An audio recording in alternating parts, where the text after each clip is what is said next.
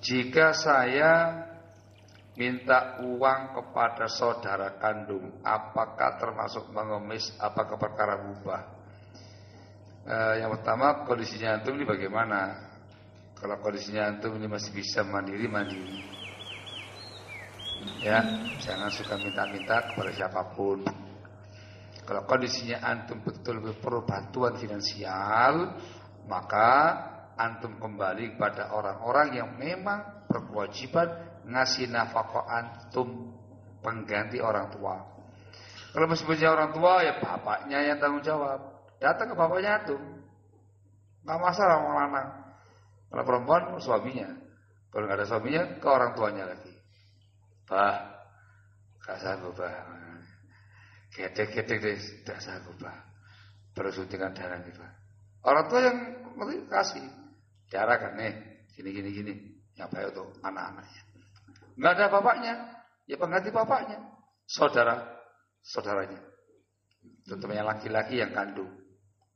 Saudara nggak ada, paman-pamannya. Nggak ada ponakan-ponakannya. Nggak ada sepupunya dia. Dari nasabnya dia. Datang ke sana. Nggak masalah, dia menyampaikan itu semuanya. Bisa dibantu, gini.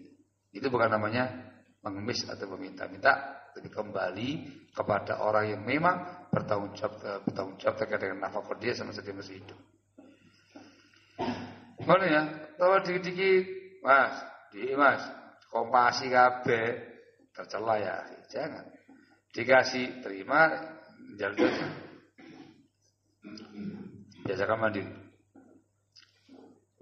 Mana ya? Tapi kalau dari pihak keluarga membuka pintu, pokoknya butuh apa ngomong, enak wis. Mas, butuh apa kok? Butuh motor. Motor apa? Ini gitu, BCX anyar. Untuk apa? Ada masalah, dia open. Tapi kalau nggak ada itunya, Anda harus menjaga kewibawaan harga diri. Wallahu a'lam bishawab.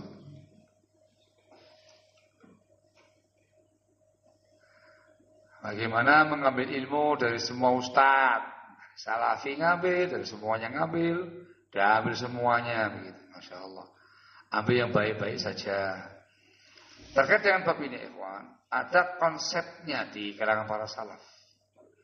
Dari Athar Muhammad Sirin, semoga Allah merahmati, mengatakan ketika Sirin, inna hadzal ilma dinun fanzuru amman ta'khuduna dinakum. Ilmu agama yang kamu kaji itu prinsip agamamu. Untuk ngaji agama kamu sendiri, maka lihat dari siapa kamu mengambil ilmu agama ini. Harus selektif terkait dengan keilmuan dia yang memiliki ilmu. Akidahnya kayak apa? Bagaimana ketauhidannya? Bagaimana manhajnya? Bagaimana ibadahnya? Bagaimana akhlak adabnya? Selektif. Ini terkait dengan agama kamu sendiri. Ngerti nggih? Enggak bisa antum free taklim. Jangan satu lagi ini. Bebas taklim kemanapun, enggak bisa. Itu menyalahi prinsip. Harus pilih-pilih. Bukan satu orang ya, tapi sifat. Satu orang tok namanya fanatik. Enggak, tapi sifat. Semua orang yang bagus akidahnya, manhajiyahnya, tauhidnya, ibadahnya, akhlaknya, adabnya, dan punya ilmu, ambil dari dia. Kalau kamu tahu ini menyimpang manhajiyah, jangan diambil. Kan dia juga menyampaikan yang baik-baik. Lalu ini jelek kafir, jadi kafir ya nanti. Ya, orang yang menyimpang itu nggak semua buruk, ada baiknya. Tapi ketika dia punya penyimpangan jangan diambil. Harus prinsip. Yang kedua, kamu ini masih pemula. Kamu itu masih pemula. Tahu dari mana ini baik, ini nggak baik? Tahu dari mana? Ngerti nggih?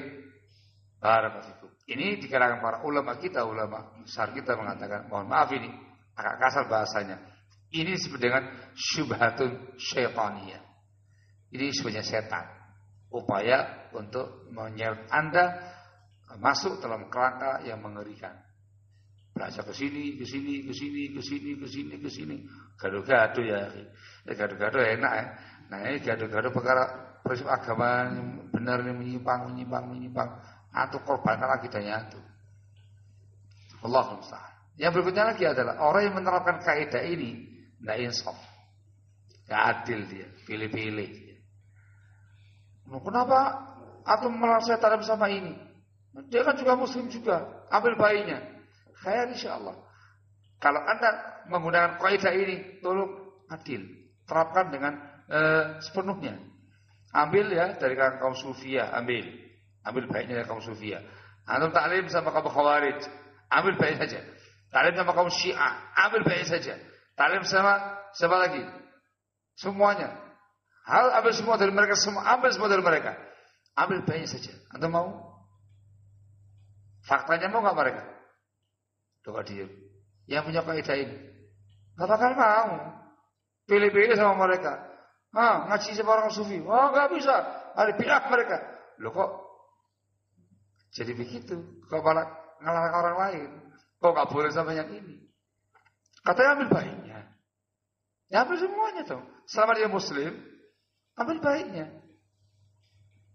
Hal yang maksud yang punya kaidah ini dari kalangan mereka ini tidak adil dalam menerapkan kaidah.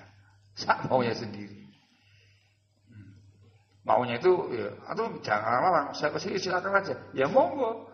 Tapi yang adil, yang betul dalam menerapkan kaidah. Kaidahnya antum ini ambil semuanya. Ayo datang ke taklimnya ke Sufia yang itu. Ayo ke sana. Ambil baiknya tapi ya, ambil baiknya. Ikut tamu dikratnya kaum khawarij itu. Ambil, tapi ambil baiknya. Ikut tuh taklimnya Syiah Rafidhah itu. Ke sana semua. Ambil baiknya. Mau atuh? Jawabannya apa? Tidak bakal mau mereka. Difahami sama ya? Hadza huwa. Konsepnya pilih orang yang ngasih ilmunya antum. Ini agamanya antum. Jangan dipertaruhkan. Menyimpang. Babnya materi ikhwan. Bukan semata-mata duniawiyah, tapi ukhrawiyah nanti di masa mendatang.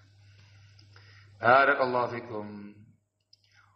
Kalau mendapati orang yang semacam ini ya pelan-pelan, dikasih masukan pelan-pelan, dikit-dikit, dikasih perimbangan. Dan sini Mbak, mungkin dia orang baru menyelami, baru menjajaki pelan-pelan. Kasih tahu. Ini Pak, yang ini, hati-hati. Muncul kaidah, ya kan boleh, yang penting ya sudah kalau mau terapkan, antum tak mana kono. Belum lah. Antum kalau mau, itu antum apa kaidah antum. Kalau enggak mau ketahui lah, itu kaidah yang batil. Barakallahu fikum. Ngoten nggih? Allahu a'lam bissawab.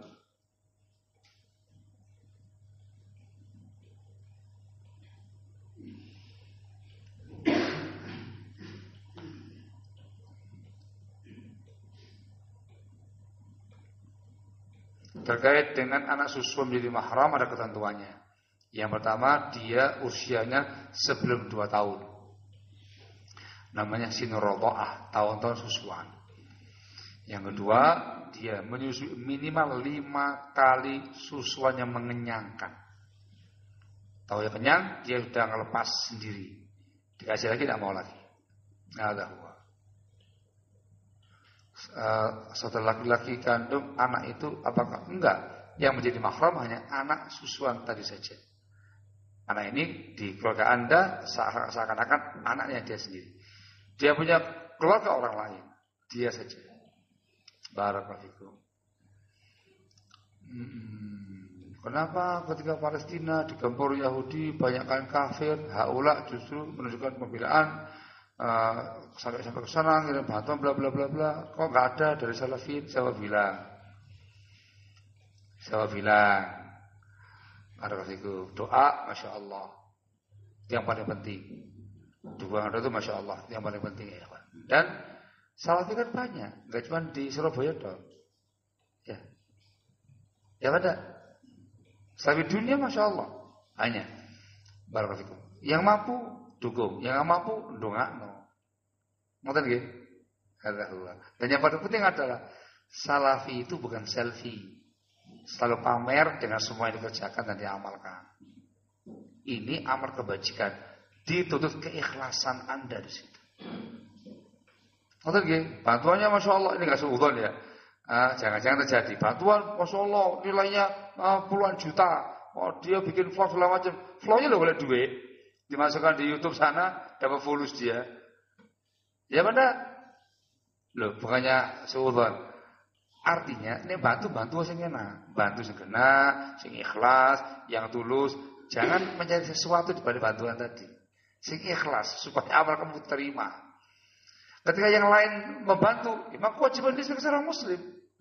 Nah, membahas terkait dengan siapa mereka, bagaimana polisinya, itu umum. Muslimin. Kewajiban dia seperti itu.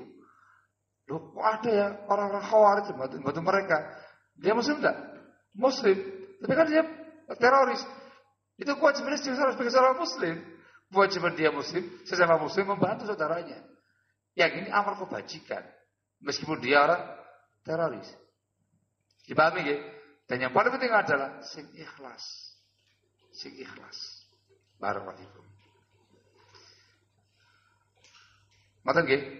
Nah, ya karena masalahnya serba itu. Jadinya ketika enggak ada itunya seakan-akan enggak ada pergerakan gitu. Insyaallah. Cukup insyaallah ya. Mau?